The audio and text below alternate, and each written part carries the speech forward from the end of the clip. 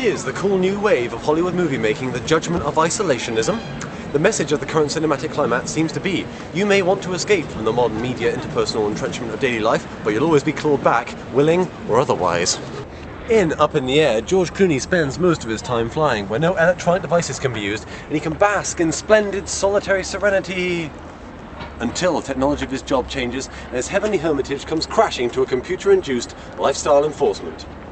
George Romero's wonderful original Zombie trilogy celebrated the delicious desolation following the collapse of civilization, but his most recent reheated efforts contain characters entirely obsessed with technological communication, even after society has crumbled. Whatever happened to a somber moment of reflection in a good book?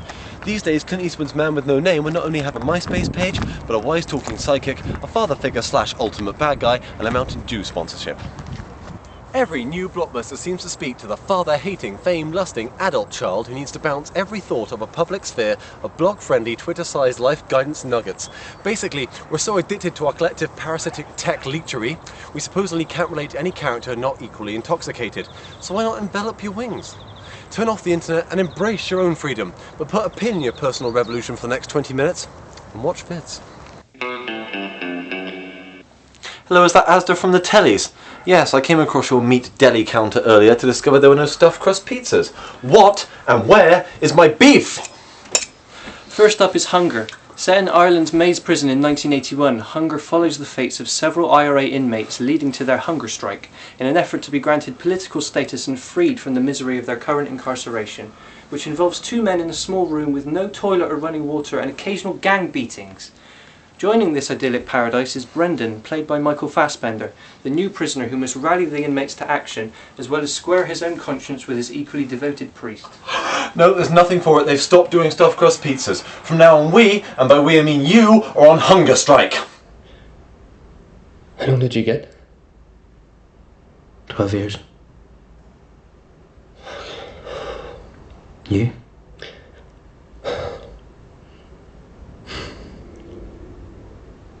6 years. 6. 6. Aye. You lucky bastard.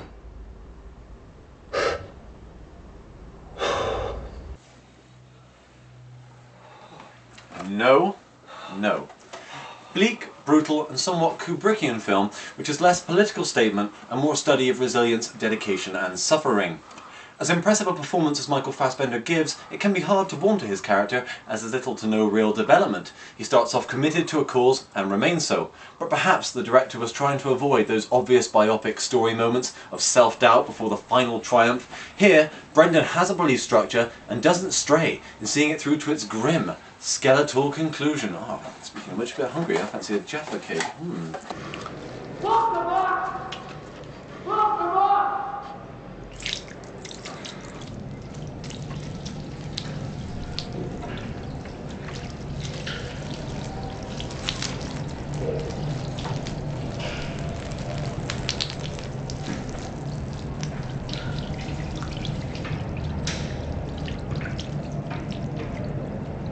Oh, they could have used that wee in this here stew, couldn't they, eh? As a guard gruelingly sweeps the Irish piss from the long prison hallway, you're allowed time to recover from the lengthy scenes of violence as the prisoners' relatively minor demands to be recognised as prisoners of war are met with increased brutality. Bobby Sands' unquestioning loyalty to the cause is captured dramatically in a well-constructed and convincing dialogue with a visiting priest as he attempts to deter Sands from continuing the hunger strike. These powerful scenes convey a powerful message, and the final moments of the film leave a lasting impression. You know what? I think the mini roll stew is well ready. You start a hunger strike to protest for what you believe in. You don't start already determined today, or am I missing something here? It's in their hands. Our message is clear. They're seeing our determination. So it'll take a couple of deaths, do you think? Maybe 5 or 6? Which other 75 of you? Aye, well, it won't come to that. All right, maybe the Brits will buckle after 20 or so. But why should you care? Because you're already dead, right? Monkey want. So, cinematically it's good, politically it's somewhat asexual, and morally it's blunt and perhaps a little worthy. The performances and direction are the wheels here, helping to drive this bastard to its conclusion that isn't overly manipulative or preachy placating, which, given the subject matter, is a kind of cinematic no man's land that really allows this film to shine. Hunger! It's out to buy now. You want this? You want it? You're not having it.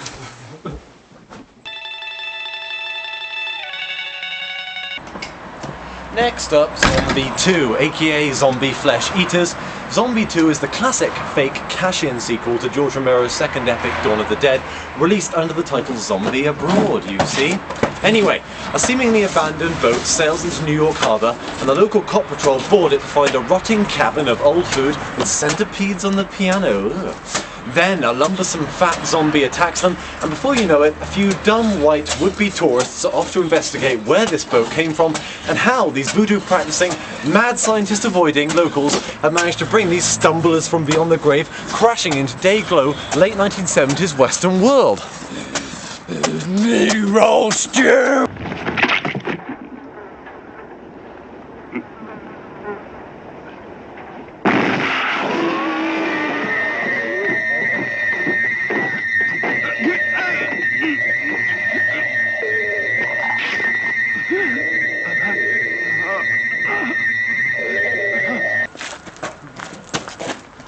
Fulci's brilliance stems from his truly terrifying results, whilst under a lot of pressure on a tight budget and in a very short space of time.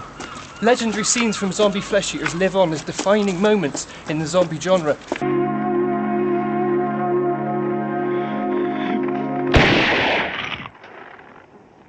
The eye-gouging scene, the underwater zombie scene, including Shark, and the uncompromising end credits are scenes of suspense and realisation that leave lasting memories in your brains! Apart from a handful of superstitious natives, I'm the only one who knows what you're doing. And don't think I'm going to keep my mouth shut.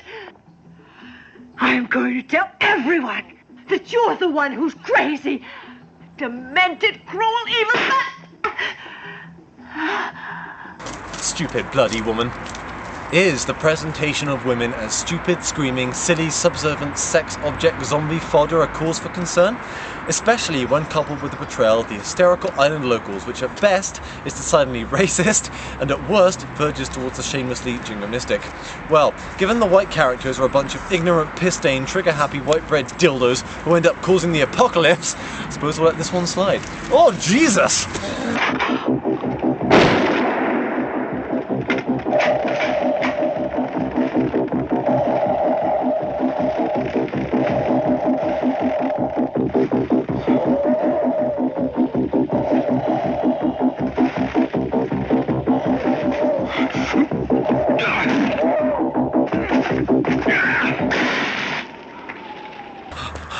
Okay, so the dialogue is cheesy and dubbed, and the story is meandering at best.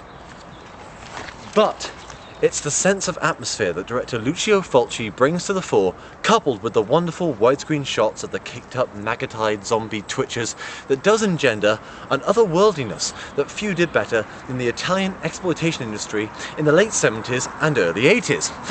Oh, Jesus! Undead bastard. Factor in a funky soundtrack, some truly old-school gore effects, and even a shark-zombie underwater face-off, and you've got a film that doesn't need to become more than the sum of its quivering, hacked-off parts. Zombie 2 is out to buy now.